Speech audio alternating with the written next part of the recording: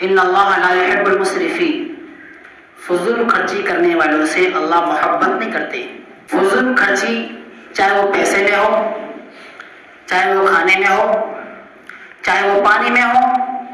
حدیث میں آتا ہے کہ پانی زیادہ نہ بہاؤ، اگرچہ تم سمندر کے کنارے پر کھڑے ہو، سمندر کے کنارے پر وضو کر رہے ہو، پھر بھی اللہ کے نبی کی حدیث ہے کہ پانی کو زیادہ خرچ نہ کرو۔ کوئی چاہتا ہے کہ ہمارا کھانا برباد ہو، ہمارا کھانا بیکار جائے؟ اور جب کہ کھانا بہت قیمتی ہو، اس وقت کتنا درد ہوگا آپ کو کہ کھانا برباد ہو رہا ہے۔ جس طریقے سے آپ کو اپنے گھر میں درد ہو رہا ہے، تکلیف ہو رہی ہے، اسی طریقے سے جب آپ کسی دوسرے کے یہاں کھانا کھانے کے لیے جائیں، کسی دوسرے کے دسترخوان پر جا کر کھانا کھا رہے ہوں، اس وقت بھی جب کھانا برباد ہو رہا ہو تو وہی تکلیف ہونی چاہیے۔ کیوں؟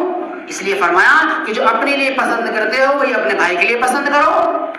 جیسی اپنی چاہت ہے اسی چاہت کو اپنے بھائی کے لیے بنا لو، پھر دیکھو کامیابی کیسے قدم چومے گی، لڑائی جھگڑے ختم ہو جائیں گے۔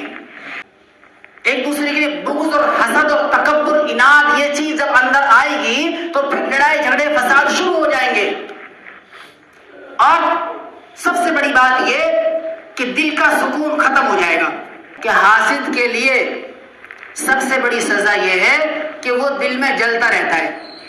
یہ سب سے بڑی سزا ہے، اس کو سزا دینے کی ضرورت ہی نہیں ہے۔ جو آپ سے حسد کرے، جو چڑ رہا ہو، آپ کی آگے بڑھنے کو دیکھ کے وہ خوش نہ ہو رہا ہو، آپ کو کہنے کی ضرورت نہیں ہے، اس کو خود سزا مل رہی ہے کہ وہ اندر سے جل رہا ہے۔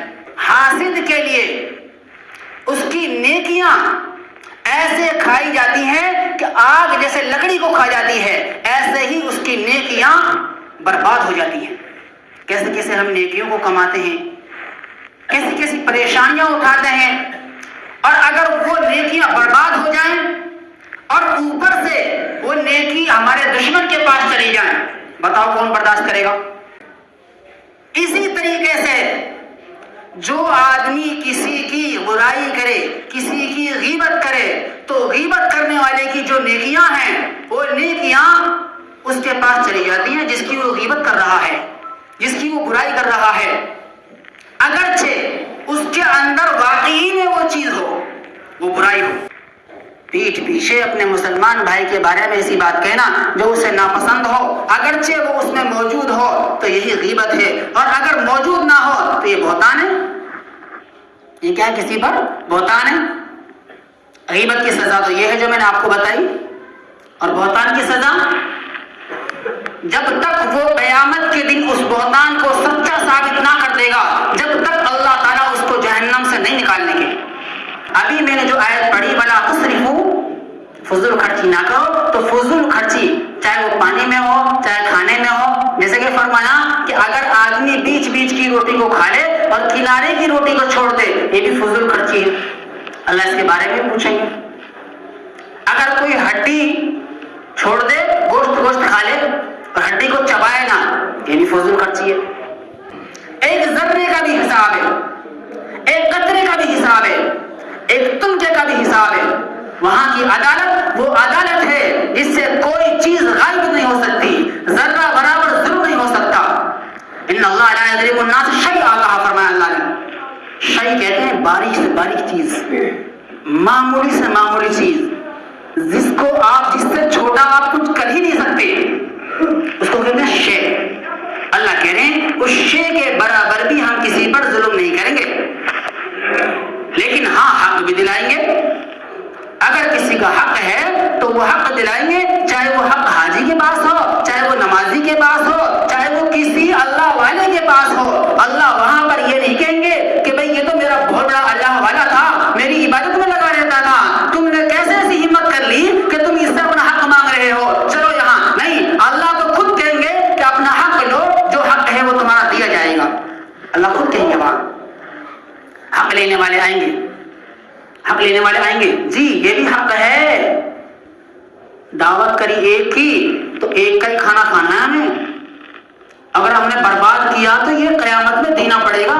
جب ہماری اسلام نے یہاں تک فرمایا کہ اگر آپ سمندر کے کنارے پر بیٹھ کر وضو کرو تو وہاں پر بھی جو ضرورت ہے جس پانی سے آپ کا وضو ہو جائے اتنے پانی سے زیادہ استعمال نہ کرو. اگر اتنے پانی سے زیادہ استعمال کرو گے تو آپ فضول خرچی کر رہے ہو. تو اب اور باقی چیزوں میں چاہے وہ پانی ہے, چاہے وہ روٹی ہے, کھانا ہے, ایک دوسرے سے لین دین ہے, اس میں اگر ہم فضول خرچی کریں گے تو کیسے ہمیں معاف کیا جا سکتا ہے؟ حقوق اللہ, اللہ کا حق, اللہ چاہے تو معاف کر دے گے تمہیں, کوئی دقت نہیں. میرے بندے تو نے کلمہ پڑھ لیا تھا, جا جنت میں چلا جا. نماز نہیں پڑھ پایا تھا نا, ہو سکتا ہے اللہ معاف کر دے, کیونکہ اللہ کا حق ہے. اللہ کہتے ہیں میں تو بے نیاز ہوں, میں بڑے سے بڑے گنہگار کو معاف کر دوں, مجھے کون روکنے والا, میرے خزانے کو کبھی چھوڑی ہو جائے گی. لیکن ہاں اگر کسی بندے کا حق ہے, اللہ کہتے ہیں میں اسے معاف نہیں کروں گا جب تک اس بندے کو حق نہ دلاؤں گا. لوگ آئیں گے حق لینے کے لیے, اس کی گردن پکڑ لیں گے. اللہ کے نبی نے فرمایا بتاؤ تم میں سب سے زیادہ مفلس کون؟ صحابہ کہنے لگے سب سے زیادہ مفلس وہ جس کے پاس کھانے کو روٹی نہ ہو, رہنے کو مکان نہ ہو, پہننے کپڑے نہ ہو. آپ نے فرمایا مفلس وہ نہیں, مفلس وہ ہے جو بڑا حاجی ہو, بڑا نمازی ہو, پہاڑوں کے برابر اس کی نیکیاں ہوں. اگر اس کی نیکیوں کو پہاڑ کے اوپر رکھ دے تو پہاڑ بھی جھک جائیں, لیکن جب وہ قیامت کے دن وہاں اللہ کے سامنے حاضر ہوگا تو لوگ اس کا گلا پکڑنے کے لیے آئیں گے, لوگ اس سے حق لینے کے لیے آئیں گے. کوئی کہے گا اللہ میری اس نے بے عزتی کی, میرا بھی حق ہے. اللہ میرے اس نے چاٹا مارا, اللہ میرا بھی حق ہے. اللہ تعالیٰ میرا اس نے ناحق خون بہایا, کسی کا خون بہایا ہوگا, کسی کو مارا ہوگا, کسی کو پیٹا ہوگا, کسی کی غیبت کی ہوگی, کسی کو برا کہا ہوگا, کسی کی بے عزتی کری ہوگی, کسی کو رسوا کیا ہوگا. اب اس کی نیکیاں وہ پہاڑ میں ڈھک رہے تھے, وہ بٹنی شروع ہوں گی, یہاں تک کہ نیکیاں ختم ہو جائیں گی, لیکن گلے پکڑنے والے ابھی بھی لائن میں کھڑے ہیں. اب فرشتے کہیں گے اللہ تعالیٰ نیکی تو ختم ہو گئی. اللہ کہیں گے ٹھیک ہے ان کے گناہ ان کے اوپر لاد دو. اب اوپر سے ان کے گناہ ان کے اوپر آئیں گے. فرمایا یہ بڑا حاجی, نمازی, تلاوت کرنے والا, رات دن عبادت کرنے والا, اس کو جب اتنا سارا اس کے اوپر گناہوں کا بوجھ ہوگا تو اوندے کو جہنم میں پھینک دیا جائے گا. یہ ہے سب سے بڑا مفلس, اس کو کہتے ہیں سب سے بڑا غریب. ایسے وقت میں غریبی آ جانا جہاں اس کو کوئی طریقہ ہی نہ ہو امیر ہونے کا.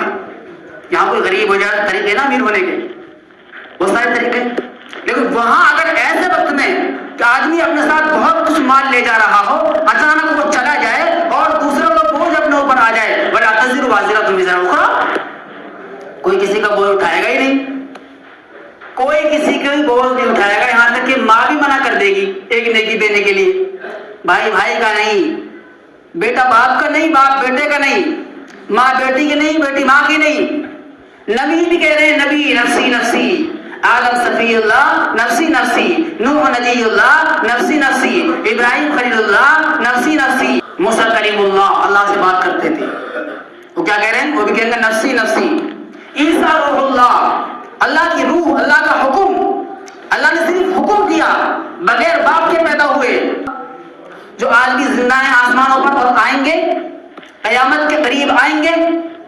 فرمایا وہ بھی کہیں گے نفسی نفسی, میں ہی بچ جاؤں. لیکن حضرت محمد صلی اللہ علیہ وسلم وہ کہیں گے امتی امتی, اللہ میری امت میری امت. تو ایسا جو بھیانک دن ہے, اس دن میں میرے بھائیوں ہمیں اپنے بھائی کے حق کا جواب دینا پڑے گا.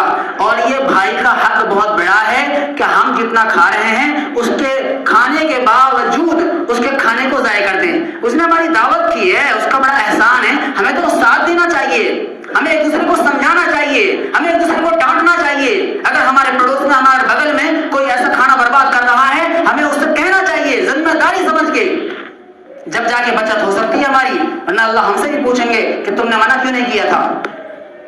اور جس کے یہاں پروگرام اس کی پکڑ ہوگی, اس کی بھی پکڑ ہوگی کہ تم نے کیوں نہیں منع کیا, تم نے ایسا نظام کیوں نہ بنایا کہ جس سے کھانا زیادہ برباد نہ ہوتا. بہت بڑا جرم ہے کھانے کو برباد کرنا. اللہ تعالیٰ اگر جو انسان جو قوم کھانے کو برباد کرتی ہے, ہمارے نبی کی حدیث ہے, ہمارے صحابہ کرام کا معمول تھا, ایک لقمہ نیچے گرا تو اس کو اٹھا کے کھاتے تھے پہلے. جو آدمی لقمہ گرا ہوا اٹھا کے کھاتا ہے, اللہ تعالیٰ اس کو نیک صالح خوبصورت اولاد دیتے ہیں. جی, جو نیچے سے لقمہ گرا ہوا اٹھا کے کھاتا, کیسی اولاد دیتے ہیں؟ خوبصورت, دل کو خوش کرنے والی اولاد, نیک صالح. کھانے کی اکرام ہوگا انشاءاللہ, اللہ تعالیٰ زیادہ دیں گے. لیکن شکرتم لازیدنکم ولئن کفرتم ان عذابی لشدید. and never miss another update.